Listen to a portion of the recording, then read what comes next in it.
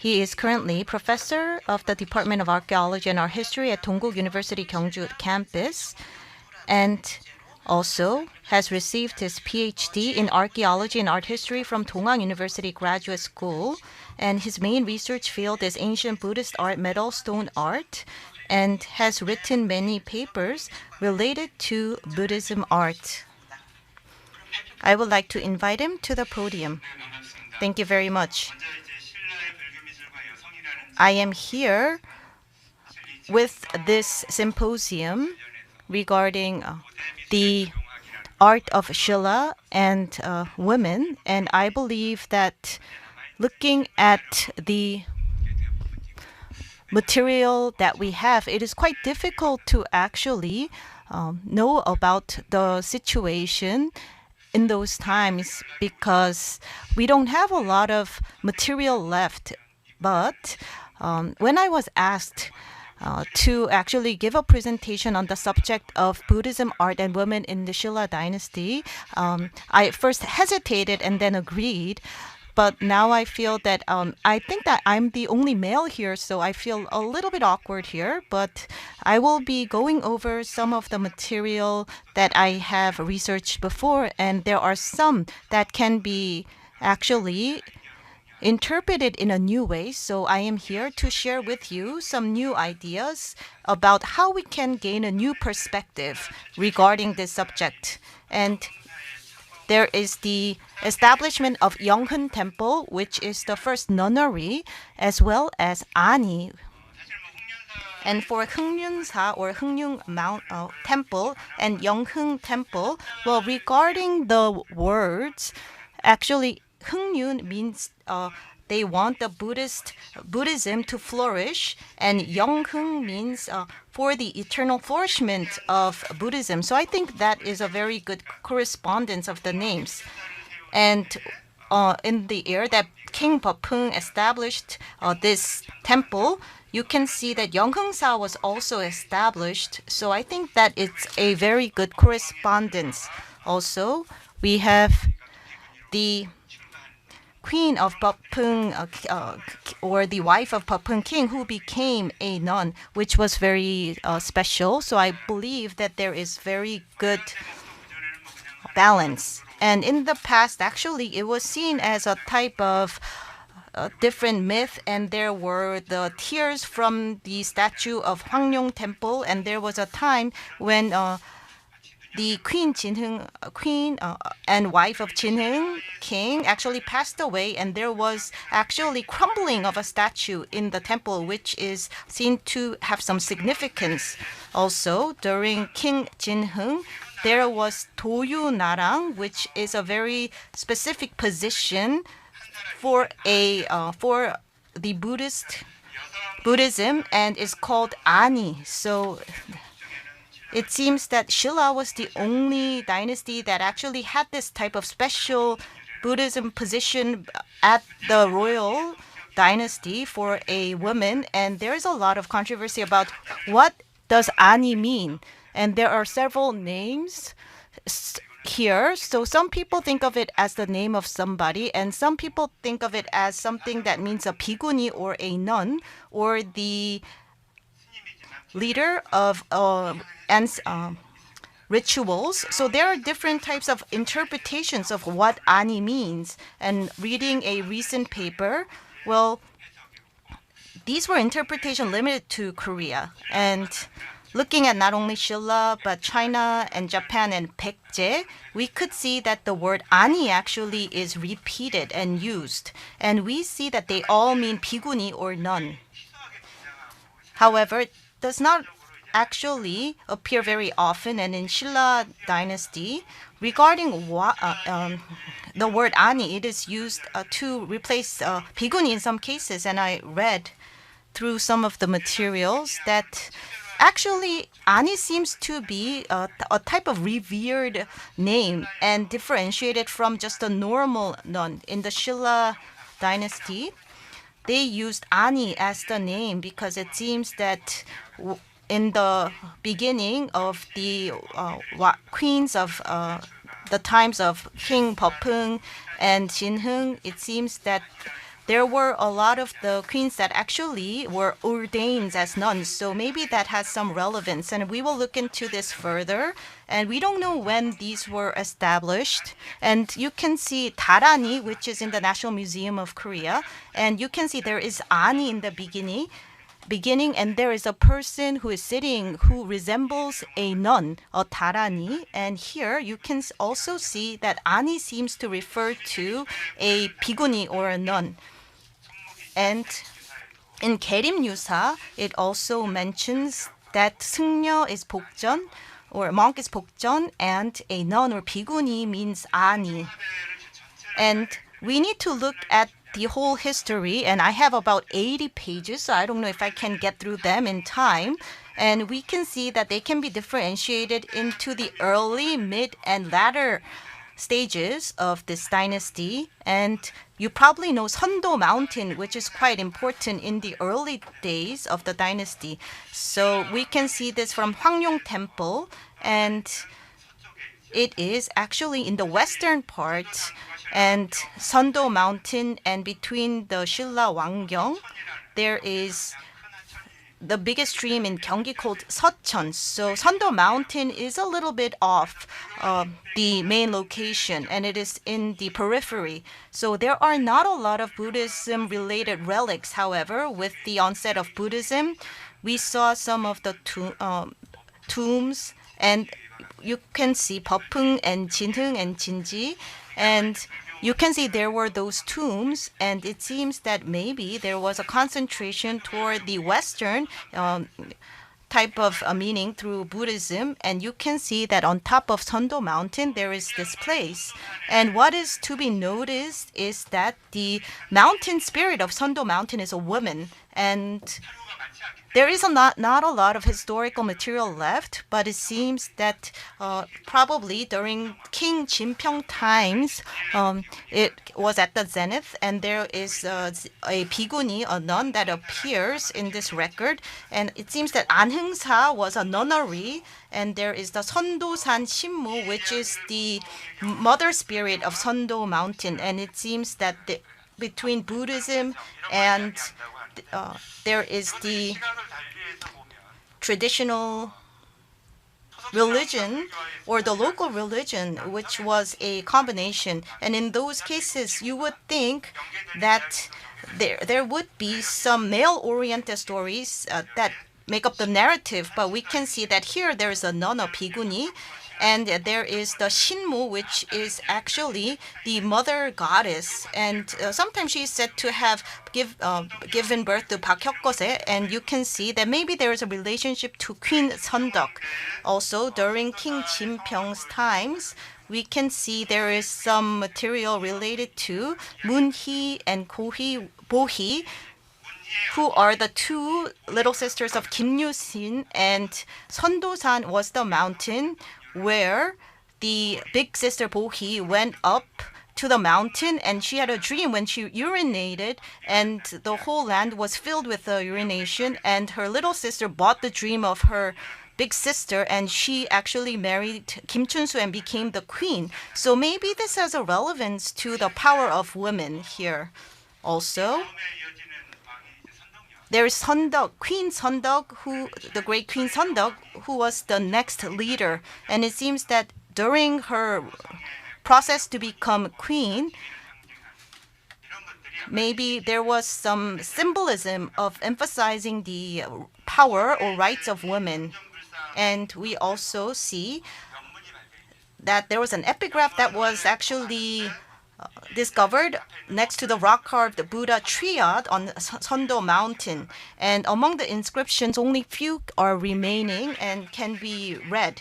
And you can see what was deciphered here. You can see the word ani here. So it means biguni or nun. And you can see mi, which is Amita, probably something like that, but we can see some of it was erased, so we can't really tell the words because we don't have a lot of material that is still remaining. And for the rock-carved Buddha triad, you can see this is very important for the royal royals because I believe that the rocks around Seondo Mountain are all andesite. And you can see that in Gyeongju, the two statues, stone statues, you can see they were made from the stones from Namsan, Nam Mountain. So if you have ever been to Seondo Mountain, you can see it is the steepest mountain in Gyeongju. So they actually transported this heavy rock to this area and built the statues, which I think comes from the power of the king, the royal family. Also, I was quite interested in these types of holes, and some have said that these seem to be bullet holes, but it seems to be actually some rust that is still in these holes. And it seems that the holes are not just in one area. We can see three more holes under the hand. And looking at the hand, you can see there is actually some lead. So it seems that for the ancient stone pagodas, in order to actually fix them, you would use something like a drill and you would actually put in the different fixtures in order to make this stay in a specific place. And you can also see smaller holes here as well. So it seems that these are man-made holes. So I actually went back and I looked into it more closely, and I saw very small holes. And you can see that they're copper, some of the different these types of instruments that were used to fix this area. And you can see on the opposite side, there are three big holes and smaller holes too. And you can see the ones with the circles are the ones where we can still see these fixtures left, and you can see the face, and you can see that there are these bigger ones and the smaller nails that are still remaining. And you can see the smaller holes as well. So when you look at the distribution, 4 on the bottom and 3 on each on the bottom of the hands, and you can see one here, and you can see a mid-sized nail here, and you can see smaller nail holes in these areas. Then what are these holes used for? So looking at the distribution, it seems that mostly these are areas where the skin is actually exposed. So it seems that, in my opinion, that the material andesite has a lot of cracks. It's crack prone, so it's not really very conducive for these rock statues. But it seems that maybe they used gilt plates to cover these areas, like the hands. And when you see this nail area here, you can see a very small, minute relic of gilt bronze. So it seems to be very rare. And I saw some similar markings on different Buddha statues, so I think that was quite special. And likewise for the bottom of the statue as well. So you might think that these actually have been worn, but when you see the slope, it seems that this is difficult to carve out. So here it seems that probably on the feet area and on the shin area, these were also used in the similar manner. And I think the size of the statue is very special as well. So I actually made some measurements, and it seems that it's about 6 meters 14 centimeters. And you can see 6 meters 14 centimeters, and you can see for the pedestal area, you can see that this probably was higher than the other one. So looking at the main statue, it's probably 5 meters or so. And looking at it, it seems that this statue is similar to the height of Hwang Temple, Jangyuk statue. And you can see this direction, and you can see these royal tombs, Bopung Wang, Jinung Wang, Jinji Wang. So King Bopung, Jinung, Jinji. So it seems that we can actually interpret these with significance. And there are archaeological relics here that were probably from the late 6th century to early 7th century. So it seems that after the 7th century, probably there were these statues, and there is a relationship to Temple Anhung, Anhungsa as well that we could consider. And after Great Queen Seondok took reign, there were many women-led Buddhist services, Bunhwangsa, Yeongmyosa, and Hwangyongsa, which are different temples. So they are said to have 7 temples, and Queen Seondok actually was the donator or the commissioner of 3 and supporter. But for Yeongmyosa or Hwangyongsa, only the grounds are left. So we only know about Bunhwangsa, Bunhwang Temple. And here, you can see that it actually means the temple of a king who has a great scent. And you can see that this is related to our topic. And in the case of Bunhwangsa, there was, along with the royal palace, so the name was actually took on a very specific meaning. And you can see for this stone pagoda, it is the oldest in Korea that still remains. And it is made from stone, but it is made through using andesite as a brick. And there are different interpretations of the background, and maybe then Queen Seondok, and maybe it was a reflection of the Silla dynasty. And it seems that maybe these rocks have special meaning. And during the Joseon dynasty, the fact that that the andesite was considered to be quite special, that actually these bricks or these rocks were from Yuzi nation, and they actually had a special sound and related to where the rock came from. And you can see there is Dangsadong in Ulsan. That was probably the source of andesite, the type of rock. However, you can see that it's 37 kilometers in a straight line. And in the case of Seondo Mountain, you can see that there is the Jusang Jeolli here, and the rocks here are made from andesite. So I believe that maybe this was the source of the rocks for Bunhwang Temple. And you can see the distance is only 4.5 kilometers. So maybe that could be an answer. Also, if this is more clarified, then related to the sancticity of Seondo Mountain, it could take on a special meaning because it provided the material for the temple. You can see the picture of when Bunhwangsa was renovated in 1915, and you can see some have been uncovered inside and only some remain. And you can see for the Hwangyongsa 9-story pagoda, you can see we have the different the materials that were used to actually make these pious donations. And you can see also something that is very unique to these 2 temples, which is something called a paegak.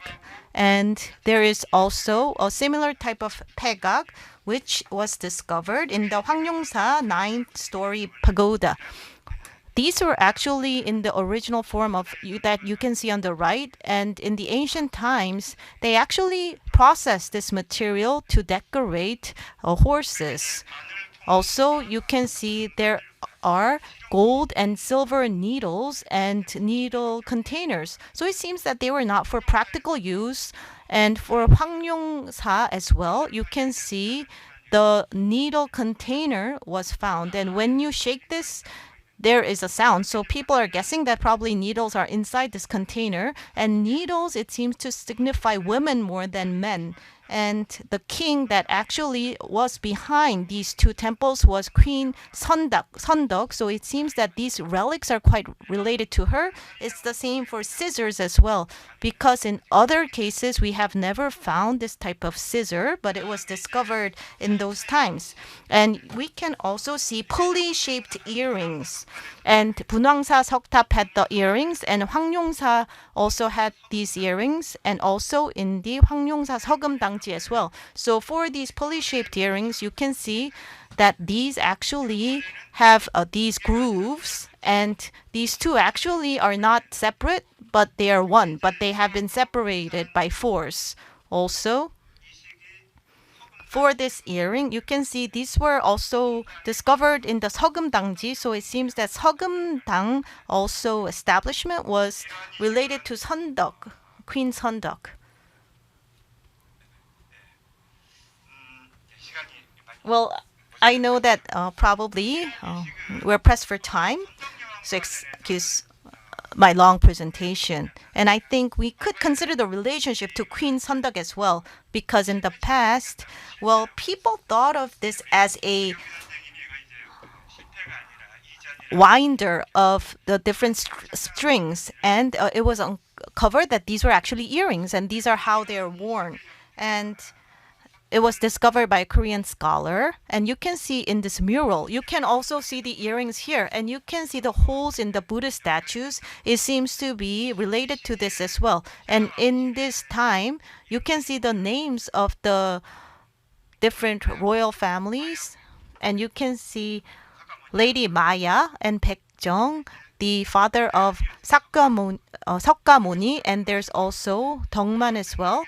So looking at this from this perspective, it seems that the Silla royal family was linked to the different Buddhism related history in India. So it seems that maybe this was actually reflecting how earrings were worn in India. And you can see this is something that was not actually made in our country. It was actually, it's very intricate with silver decorations, and we have very special engravings here that are unique. It seems that they probably came to Silla from Middle Asia.